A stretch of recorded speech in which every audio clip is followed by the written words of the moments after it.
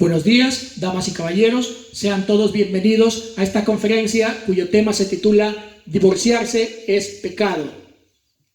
Vivimos en una sociedad en la que hemos convertido al matrimonio en un objeto desechable, pero este problema no es solamente de la sociedad presente. Este problema viene de la época de Cristo y mucho antes de la ley mosaica, porque fue Moisés el primero en instituir el divorcio.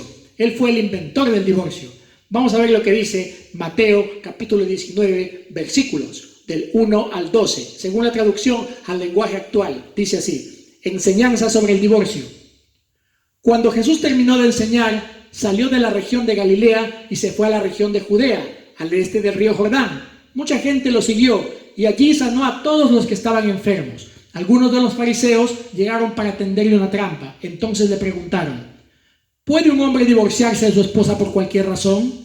Jesús les respondió: ¿no recuerdan lo que dice la Biblia? En ella está escrito que desde el principio Dios hizo al hombre y a la mujer para que vivieran juntos. Por eso Dios dijo: el hombre tiene que dejar a su padre y a su madre para casarse y vivir con su esposa. Los dos vivirán como si fueran una sola persona. De esta manera, los que se casan ya no viven como dos personas separadas, sino como si fueran una sola. Por tanto, si Dios ha unido a un hombre y a una mujer, nadie debe separarlos. Los fariseos le preguntaron: entonces, ¿por qué Moisés nos dejó una ley que dice que el hombre puede separarse de su esposa dándole un certificado de divorcio?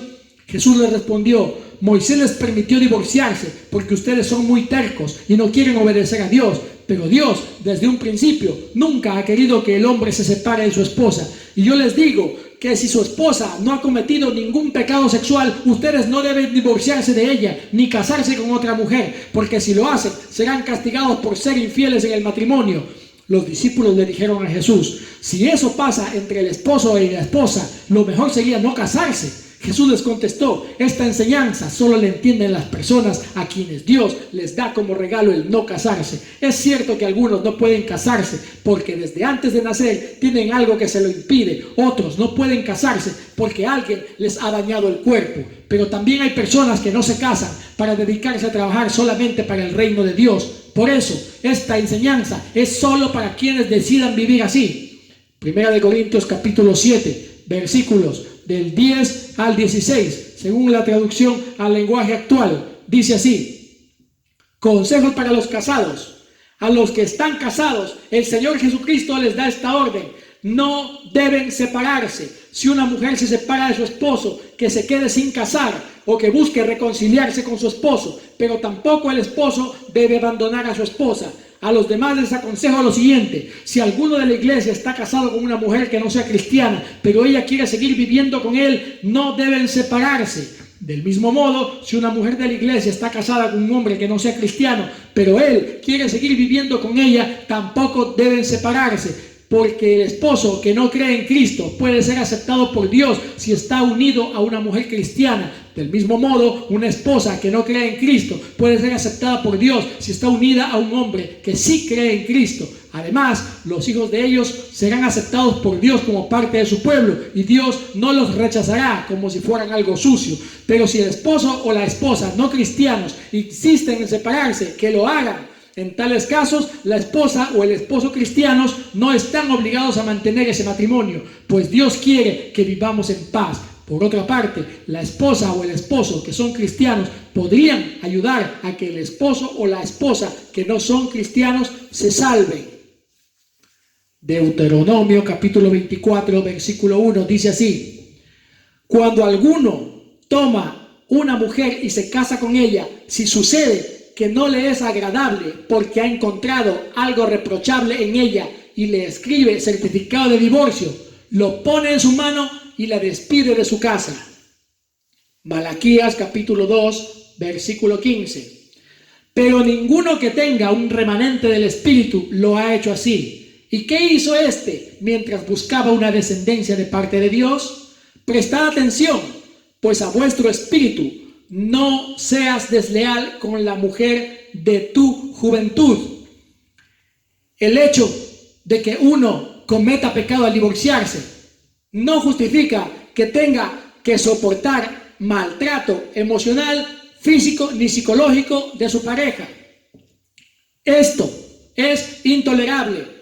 Debe separarse, pero no divorciarse, porque el divorcio está solamente justificado por la Biblia, por inmoralidad sexual, por engaño, por adulterio. Es la única razón justificable por la Biblia para divorciarse.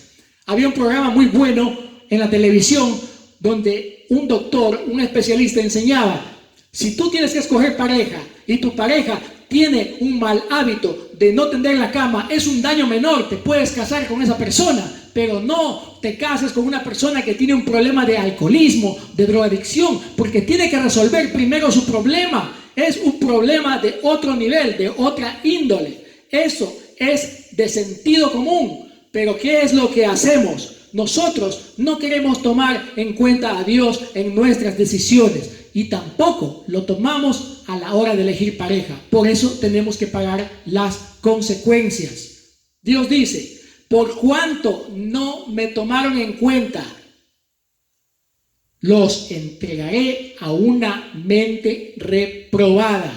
Una mente reprobada es una mente que ya no distingue entre el bien y el mal. Esto lo dice la Biblia. Ustedes no quisieron tomarme en cuenta, yo los entrego a una mente reprobada. Ustedes se lo buscaron. La paga del pecado es muerte. La desobediencia a Dios tiene sus consecuencias. Por eso dice la Biblia: honroso sea el matrimonio sin mancha y sin mancilla, pero a los fornicarios los juzgará Dios. Tiene que el hombre deberse a su mujer, porque el cuerpo del hombre ya no le pertenece sino a su mujer, y el de la mujer a su varón. Esto lo manda la Biblia. Y no se separen a no ser de mutuo acuerdo, para estar en un tiempo sosegado, dedicados a la oración, para pronto volver a unirse como pareja, porque Satanás puede tentarlos. Y dice la Biblia: pues no ignoramos sus maquinaciones. O sea, en el original griego dice así: no ignoramos sus ataques mentales. Tenemos que estar abiertos a la enseñanza del cielo, a la palabra de Dios, no a la enseñanza de nosotros mismos, porque los caminos que al hombre le parecen correctos, para Dios son torcidos. Él es la única luz, nuestro único norte. No podemos gobernarnos a nosotros mismos. Nosotros mismos no somos los creadores de nosotros mismos. Tenemos un Padre creador. Él es el Padre eterno, el Padre de todos los espíritus, y Él es el que nos da la sabiduría. Por eso nos lo dice en la Biblia, en Jeremías 33:3: clama a mí y yo te responderé y te mostraré cosas grandes y ocultas que tú no conoces. Muchas gracias.